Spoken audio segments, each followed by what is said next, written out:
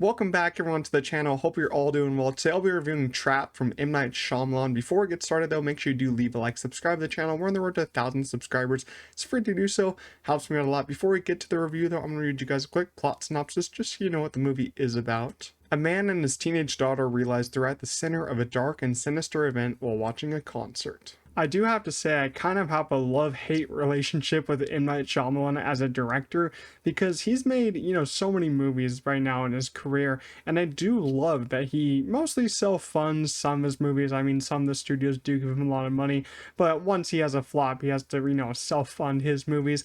But I really don't like some of his movies. I know, the major one that a lot of people don't like is Avatar: The Last Airbender because it just destroyed that community. I remember that when that came out, no one liked that movie. That kind of tarnished his name and reputation for a while there.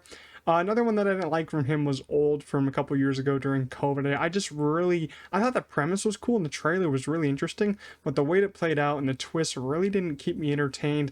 Another one that I really disliked from him was Glass, which was the finishing of the trilogy of the kind of Unbreakable series. I thought Unbreakable and Split were great, and then Glass just kind of ruined it. I don't know what happened there.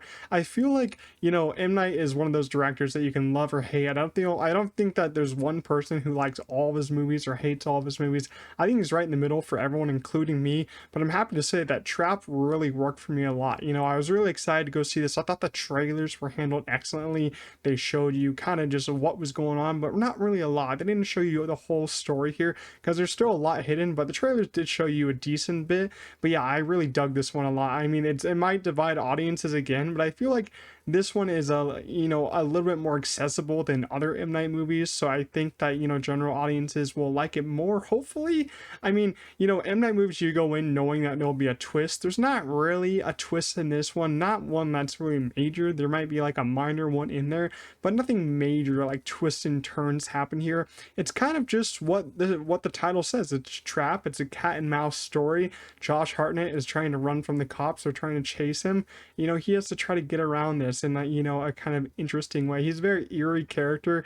He has a lot of facial reactions that just had me dying in the theater because it's not really a funny movie, but just how he took people down and how he just used his little smart ways to get around things. And his character was kind of smart at times, but his character was pretty dumb at times. But yeah, it's just a cat and mouse story, and it takes place at this concert, which his daughter is the lead singer at this concert. Salika Night Shyamalan, basically nepotism movie once again. But I honestly thought that she added a lot to the movie. She's not just in it to sing, she has a little bit of a role in the second half here.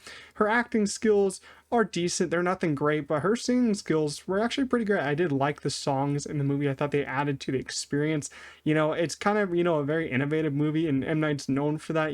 How many movies have you gone to where half the movie is basically just the serial killer at a concert just trying to find a way out, and you get to just be at the concert and kind of just, it's kind of like a half a concert movie, half, what is he gonna do movie. And I thought the best thing about this was M. Night actually said this on his Twitter. He said that you don't get to see Salika, who's Lady Raven in the movie, really close. You don't get to see her really close. You get to see her from where Josh Hartnett and his daughter's characters are. That's basically your viewing distance from wherever they are. That's how you're going to see her. And I thought that was really smart because when they're far away, she's far away. When they're pretty close in their seats, you're pretty close to her, but you never really get a close up on her face. I really did love that planning from him to do that. I think M. Night struggles a little bit on his dialogue, and here I think there's a couple lines in here that I don't think anyone in the world would ever say to another human, but I think he's getting a little bit better with his dialogue, especially with his last movie, Knock at the Cabin. I thought Knock at the Cabin was pretty good, but I think this one is better than Knock at the Cabin. I think this is his best movie since Split, which was like 2017, 2016, so that's saying a lot. And as I said, love-hate relationship with him, but I thought that this one was really well done. And as I said, Josh Hartnett, I thought he was just amazing in this one. You don't really see him in leading roles anymore. He's really big at showing up in supporting roles, especially in Oppenheimer, and if you watch the latest season of The Bear. But he is really great in this leading role here as the dad and kind of as the serial killer that's in this trap. I really do wish that he got cast in more leading roles after this because he's just terrific in what he does. His just facial expressions were great, and just the way that he tries to get around the trap is so interesting. The way they're kind of writing it there. And you know, my only big gripe in here is that we're at the concert setting here for Lady Raven. It's only about half the film that you're there, and the other half takes place in other areas. That's not really in the marketing, so I'm not really going to discuss that. But only half of the movie is kind of in that concert area. I wish they did more with the concert, and I wish there was more in it. You know, I think what would have made it an amazing movie is if it was all at the concert. That would have been really interesting. And I always think that M. Night could go darker with his movies. I think he always aims for a PG-13 rating and not a lot of gore, not a lot of violence, just a lot of trickery in his movies and a lot of twists and turns.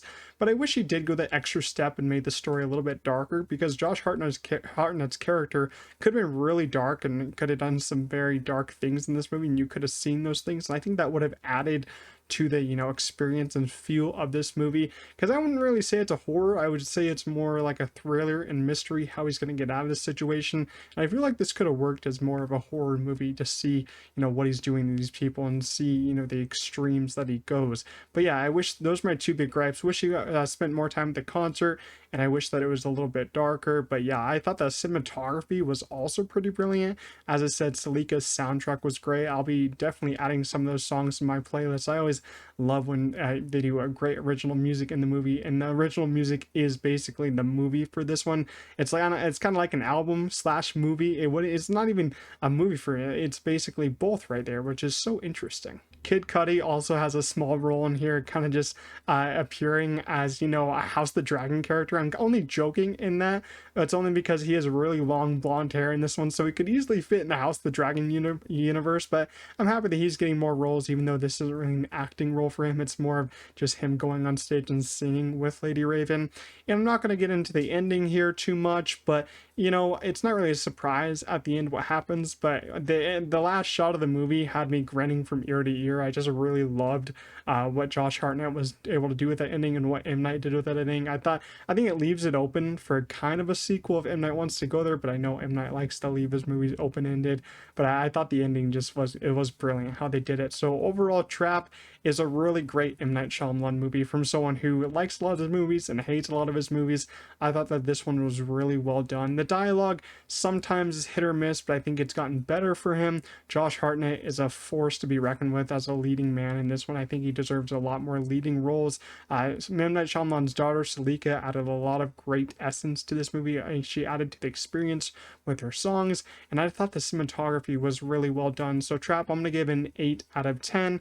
As I said, it could have been a little bit better, but it was really great considering M. Night's track record with his last 3 movies. So I do recommend this one a lot. If you have seen Trap, though, leave your thoughts down below in the comments. I'd love to discuss it with you. If you did enjoy my review, make sure you leave a like, subscribe to the channel. We're on the road to 1,000 subscribers. I'll see you guys in the next one. Peace out.